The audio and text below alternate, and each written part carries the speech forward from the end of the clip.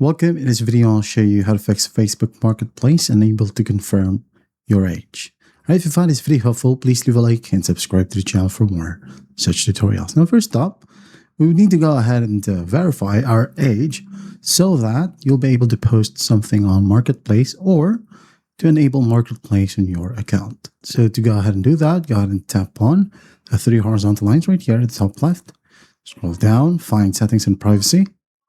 Just like so, and tap on Settings. Wait for it to load, and once it loads, you got to find Meta Account Center. Tap on it. Now go ahead and tap on Your Information and Permission. Tap on it, and then once done, you'll be able to see Identity Confirmation right here at the very bottom. So you're going to want to tap on it.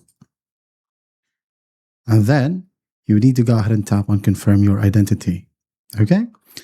So it says here you might be asked to provide proof of your identity if you want to do things like run ads about social issues, elections or politics, and some other features. So go ahead and click on Confirm Your Identity, follow the basic prompts, and once that's done, let's go ahead and go back once more.